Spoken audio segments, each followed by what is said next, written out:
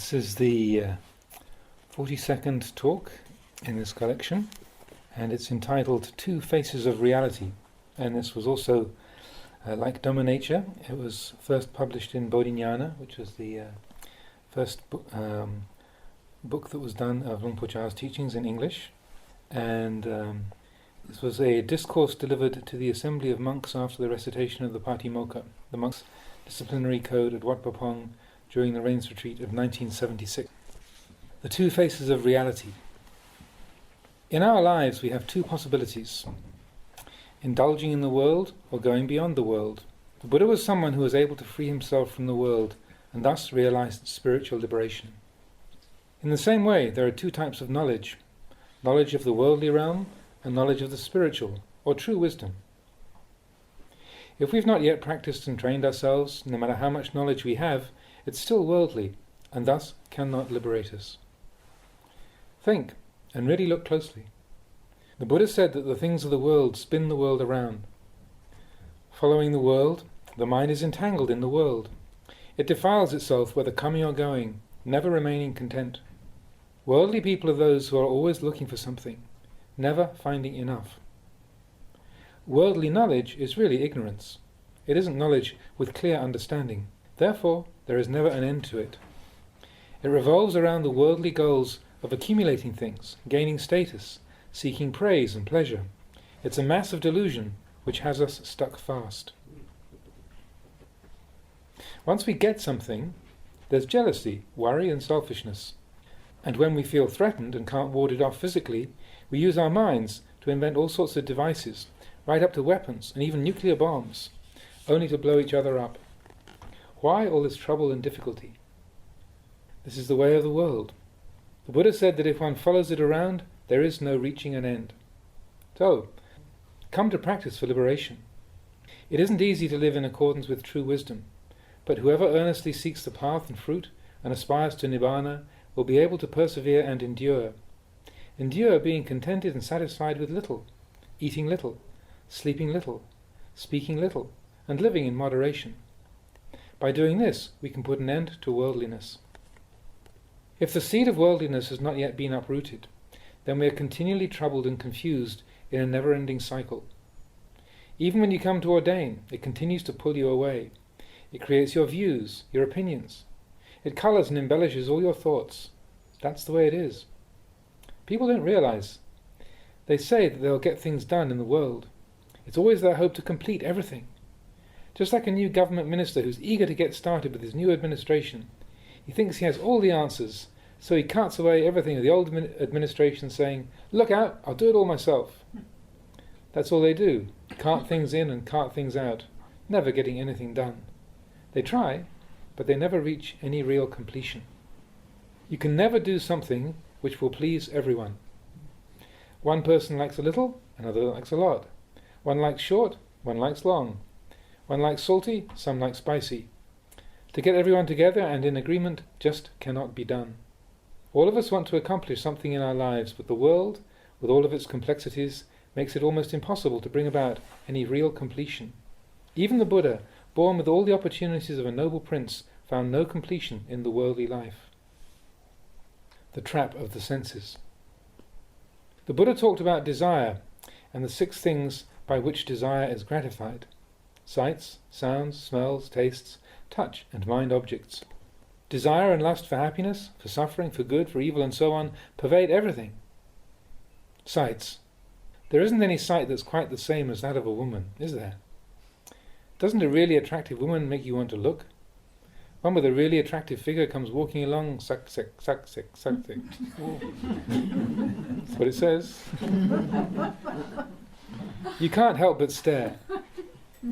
So please note, this was to the assembly of monks after the recitation of the rule. This wasn't out in the sala for the whole whole assembly of both genders. So this is monk talk. You can't help but stare. How about sounds? There's no sound that grips you more than that of a woman. It pierces your heart. Smell is the same. A woman's fragrance is the most alluring of all. There's no other smell that's quite the same. Taste. Even the taste of the most delicious food cannot compare with that of a woman. Touch is similar. When you caress a woman, you are stunned, intoxicated, and sent spinning all around. There was once a famous master of magical spells from Taxila in ancient India. He taught his disciples all his knowledge of charms and incantations. When the disciple was well versed and ready to fare on his own, he left with this final instruction from his teacher: I have taught you all that I know of spells, incantations, and protective verses. Creatures with sharp teeth, antlers or horns, or even big tusks, you need have no fear of them. You'll be guarded from all of these, I can guarantee that. However, there is only one thing that I cannot ensure protection against, and that is the charms of a woman. I cannot help you there. There's no spell for protection against this one. You'll have to look after yourself.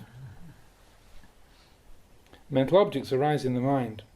They're born out of desire. Desire for valuable possessions, desire to be rich, and just restless seeking after things in general. This type of greed isn't all that deep or strong. It isn't enough to make you faint or lose control. However, when sexual desire arises, you're thrown off balance and you lose your control.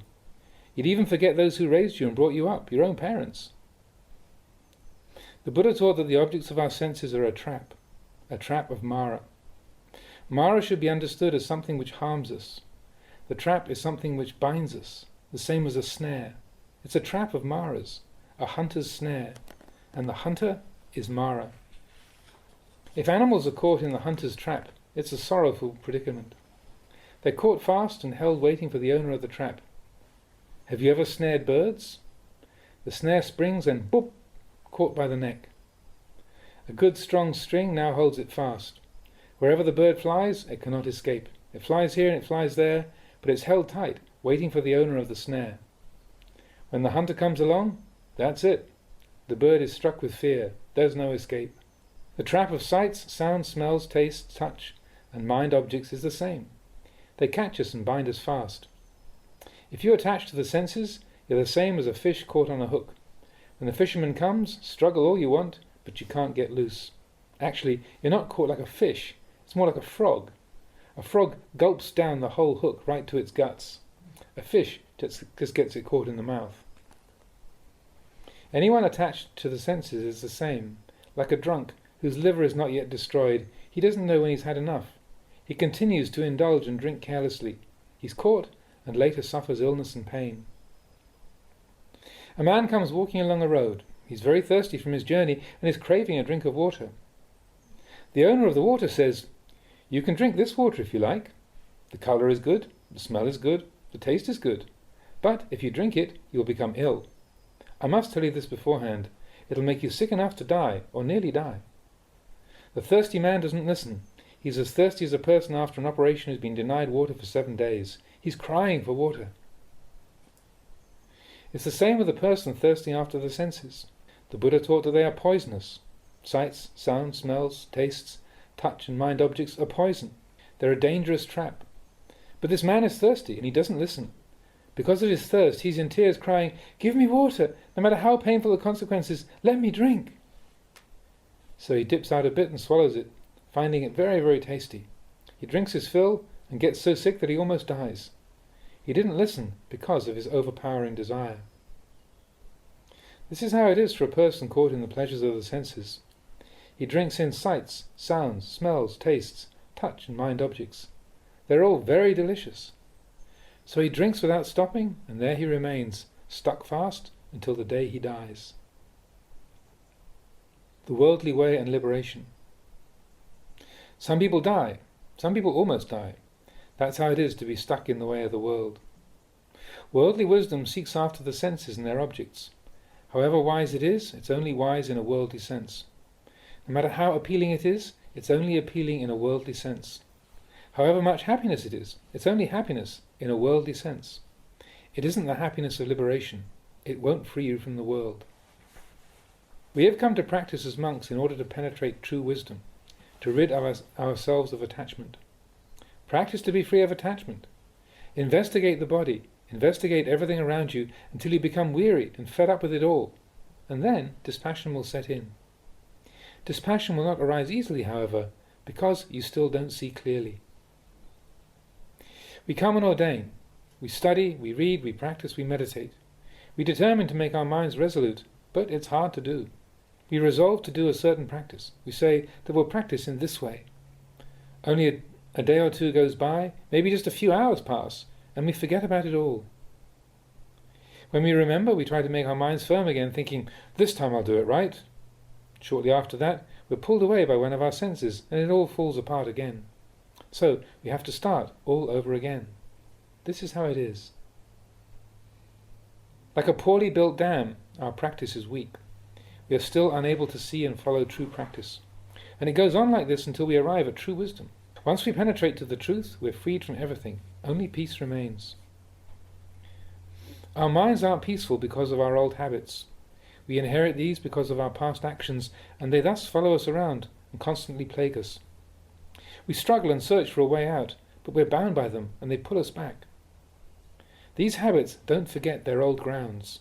They grab onto all the old familiar things to use, to admire, and to consume. That's how we live. The sexes of men and women. Women cause problems for men, men cause problems for women. That's the way it is. They're opposites. If men live together with men, then there's no trouble. Yeah. If women...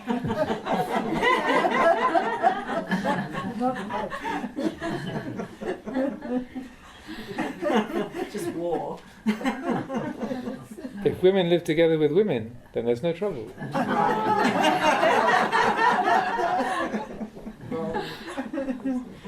When a man sees a woman, his heart pounds like a rice pounder. Ding dong, ding dong, ding dong. What is this? What are those forces? It pulls and sucks you in. No one realizes that there's a price to pay. It's the same in everything.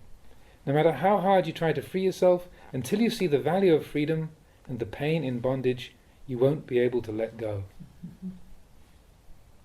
People usually just practice enduring hardships, keeping the discipline, following the form blindly, but not in order to attain freedom or liberation. You must see the value in letting go of your desires before you can really practice. Only then is true practice possible. Everything that you do must be done with clarity and awareness. When you see clearly, there'll no longer be any need for enduring or forcing yourself. You have difficulties and are burdened because you miss this point. Peace comes from doing things completely, with your whole body and mind. Whatever is left undone leaves you the feeling of discontent. These things bind you with worry wherever you go. You want to complete everything, but it's impossible to get it all done. Take the case of the merchants who regularly come here and see me. They say, "Oh, when my debts are all paid and properly in order, I'll come and ordain." They talk like that, but when will they ever finish and get it all in order? There's no end to it. They pay off their debts with another loan. Then they pay off that one and do it all over again. A merchant thinks that if he frees himself from debt, he'll be happy. But there's no end to paying things off. That's the way worldliness fools us. We go around and around like this, never realizing our predicament. Constant practice. In our practice, we just look directly at the mind. Whenever our practice begins to slacken off, we see it and make it firm. Then, shortly after, it goes again. That's the way it pulls you around. But the person with good mindfulness takes a firm hold and constantly re-establishes himself, pulling himself back, training, practicing and developing himself in this way. The person with poor mindfulness just lets it all fall apart. He strays off and gets sidetracked again and again. He's not strong and firmly rooted in practice. Thus he's continuously pulled away by his worldly desires. Something pulls him here, something pulls him there. He lives following his whims and desires, never putting an end to this worldly cycle. Coming to ordain is not so easy. You must determine to make your mind firm.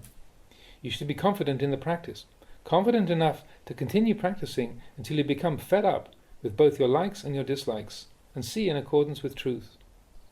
Usually you're dissatisfied only with what you dislike. If you like something, then you aren't ready to give it up.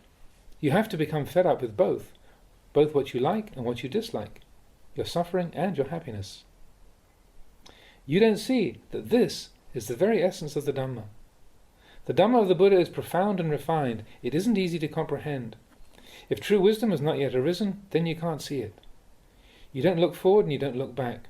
When you experience happiness, you think that there will only be happiness. When there's suffering, you think there will only be suffering. You don't see that wherever there is big, there is small. Wherever there is small, there is big. You don't see it that way. You only see one side, and thus it's never ending. There are two sides to everything. You must see both sides. Then when happiness arises, you don't get lost. When suffering arises, you don't get lost. When happiness arises, you don't forget the suffering, because you see that they are interdependent. In a similar way, food is beneficial to all beings for the maintenance of the body, but actually food can also be harmful, for example, when it causes various stomach upsets. When you see the advantages of something, you must perceive the disadvantages also, and vice versa. When you feel hatred and aversion, you should contemplate love and understanding. In this way you become more balanced, and your mind becomes more settled. The empty flag. I once read a book about Zen. In Zen, you know, they don't teach with a lot of explanation. For instance, if a monk is falling asleep during meditation, they come along with a stick and whack! They give him a hit on the back. When the erring disciple is hit, he shows his gratitude by thanking the attendant. In Zen practice, one is taught to be thankful for all of the feelings which give one the opportunity to develop. One day there was an assembly of monks gathered for a meeting. Outside the hall a flag was blowing in the wind. There arose a dispute between two monks as to how the flag was actually blowing in the wind. One of the monks claimed that it was because of the wind, while the other argued that it was because of the flag. Thus they quarrelled because of their narrow views and couldn't come to any kind of agreement. They would have argued like this until the day they died. However, their teacher intervened and said, "Neither of you is right. The correct understanding is that there is no flag and there is no wind." This is the practice, not to have anything, not to have the flag, not to have the wind. If there's a flag, then there's the wind. If there's a wind, then there's the flag. You should contemplate and reflect on this thoroughly until you see in accordance with truth. If considered well, then there will remain nothing. It's empty, void, empty of the flag and empty of the wind. In the great void, there is no flag and there is no wind. There is no birth, no old age, no sickness or death. Our conventional understanding of flag and wind is only a concept. In reality, there is nothing. That's all. There is nothing more than empty labels. If we practice in this way, we'll come to see completeness, and all of our problems will come to an end. In the great void, the king of death will never find you. There is nothing for old age, sickness and death to follow. When we see and understand in accordance with truth, that is, with right understanding, then there is only this great emptiness. It's here that there is no more we, no they, no self at all. The forest of the senses. The world with its never-ending ways goes on and on. If we try to understand it all, it leads us only to chaos and confusion. However, if we contemplate the world clearly, then true wisdom will arise. The Buddha himself was one who was well versed in the ways of the world. He had great ability to influence and lead because of his abundance of worldly knowledge. Through the transformation of his worldly mundane wisdom, he penetrated and attained to supramundane wisdom, making him a truly superior being. So, if we work with this teaching, turning it inwards for contemplation, we will attain to an understanding on an entirely new level. When we see an object, there is no object. When we hear a sound, there is no sound. In smelling, we can say that there is no smell. All of the senses are manifest, but they are void of anything stable. They're just sensations that arise and then pass away. If we understand according to this reality, then the senses cease to be substantial. They're just sensations which come and go. In truth, there isn't any thing. If there isn't any thing, then there is no we and no they. If there is no we as a person, then there is nothing belonging to us. It's in this way that suffering is extinguished. There isn't anybody to acquire suffering. So, who is it that suffers? When suffering arises, we attach to the suffering, and thereby must really suffer. In the same way, when happiness arises, we attach to the happiness and consequently experience pleasure. Attachment to these feelings gives rise to the concept of self or ego, and thoughts of we and they continually manifest. Nah. Here is where it all begins, and then carries us around in a never-ending cycle. So, we come to practice meditation and live according to the Dhamma. We leave our homes to come and live in the forest and absorb the peace of mind it gives us. We have fled in order to contend with ourselves, not through fear or escapism. For people who come and live in the forest become attached to living in it, just as people who live in the city become attached to living in the city. They lose their way in the forest, and they lose their way in the city. The Buddha praised living in the forest because the physical and mental solitude that it gives us is conducive to the practice for liberation. However, he didn't want us to become dependent upon living in the forest or get stuck in its peace and tranquility. We come to practice in order for wisdom to arise. Here in the forest, we can sow and cultivate the seeds of wisdom. Living amongst chaos and turmoil, these seeds have difficulty in growing. But once we've learned to live in the forest, we can return and contend with the city and all the stimulation of the senses that it brings us. Learning to live in the forest means to allow wisdom to grow and develop. We can then apply this wisdom no matter where we go. When our senses are stimulated, we become agitated, and the senses become our antagonists. They antagonize us because we're still foolish and don't have the wisdom to deal with them. In reality, they are our teachers, but because of our ignorance, we don't see it that way. When we lived in the city, we never thought that our senses could teach us anything. As long as true wisdom is not yet manifested, we continue to see the senses and their objects as enemies. Once true wisdom arises, they're no longer our enemies, but become the doorway to insight and clear understanding. A good example are the wild chickens here in the forest. We all know how much they are afraid of humans. However, since I've lived here in the forest, I've been able to teach them and learn from them as well. At one time I began throwing out rice for them to eat. At first they were very frightened and wouldn't go near the rice. However, after a long time they got used to it and even began to expect it. You see, there's something to be learned here.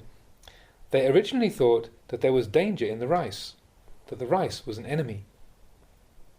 In truth, there was no danger in the rice, but they didn't know that the rice was food, and so they were afraid. When they finally saw for themselves that there was nothing to fear, they could come and eat without any danger. The chickens learn naturally in this way. Living here in the forest, we learn in a similar way. Formerly, we thought that our senses were a problem, and because of our ignorance in the proper use of them, they caused us a lot of trouble.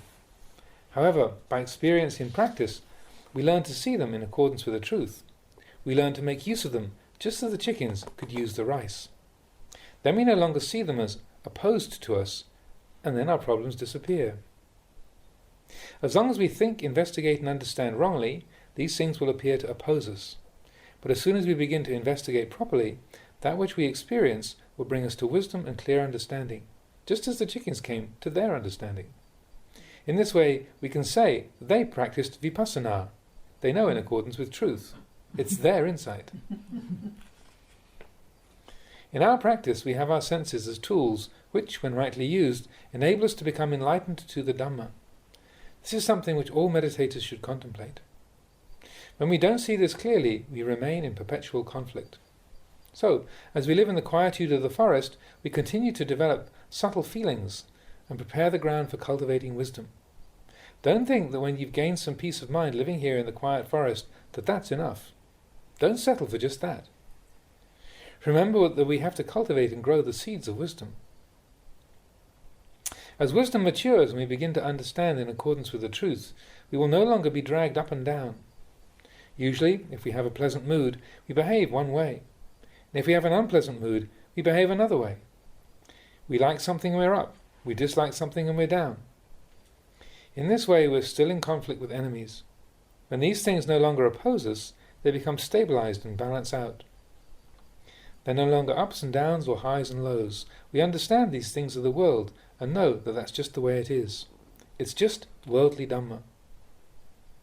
Worldly Dhamma, this is the 8 worldly conditions of gain and loss, honour and dishonour, happiness and misery, and praise and blame. Worldly Dhamma changes to become the path. Worldly Dhamma have 8 ways. The path has 8 ways. Wherever worldly Dhamma exists, the path is to be found also. When we live with clarity, All our worldly experience becomes the practicing of the Eightfold Path. Without clarity, worldly Dhamma predominates, and we're turned away from the path. When right understanding arises, liberation from suffering lies right here before us. You'll not find liberation by running around looking elsewhere. So, don't be in a hurry to try to push or rush your practice. Do your meditation gently and gradually, step by step. In regard to peacefulness, if you want to become peaceful, then accept it. If you don't become peaceful, then accept that also. That's the nature of the mind. We must find our own practice and persistently keep at it. Perhaps wisdom does not arise. I used to think about my practice that when there is no wisdom, I could force myself to have it. But it didn't work. Things remained the same. Then after careful consideration I saw that to contemplate things that we don't have cannot be done. So, what's the best thing to do? It's better just to practice with equanimity. If there's nothing to cause us concern, then there's nothing to remedy. If there's no problem, then we don't have to try to solve it. When there's a problem, that's when you must solve it. Right there. There's no need to go searching for anything special. Just live normally. But know what your mind is. Live mindfully and clearly comprehending. Let wisdom be your guide. Don't live indulging in your moods. Be heedful and alert. If there is nothing, that's fine. When something arises, then investigate and contemplate it. Coming to the center. Try watching a spider. A spider spins its web in any convenient niche and then sits in the center, staying still and silent. Later a fly comes along and lands on the web. As soon as it touches and shakes the web, boop! The spider pounces and winds it up in the thread. It stores the insect away and then returns again to collect itself silently in the center of the web. Watching a spider like this can give rise to wisdom. Our six senses have mind at the center, surrounded by eye, ear, nose, tongue and body. When one of the senses is stimulated, for instance, form contacting the eye, it shakes and reaches the mind. The mind is that which knows form. Just this much is enough for wisdom to arise. It's that simple. Like a spider in its web, we should live keeping to ourselves. As soon as the spider feels an insect contact the web, it quickly grabs it, ties it up, and once again returns to the center. This is not at all different from our own minds. Coming to the center means living mindfully with clear comprehension, being always alert and doing everything with exactness and precision. This is our center. There's really not a lot for us to do. We just carefully live in this way. But that doesn't mean that we live heedlessly, thinking, there's no need to do sitting or walking meditation, and so forget all about our practice. We can't be careless. We must remain alert, just as the spider waits to snatch up insects for its food. This is all that we have to know. Sitting and contemplating that spider. Just this much, and wisdom can arise spontaneously.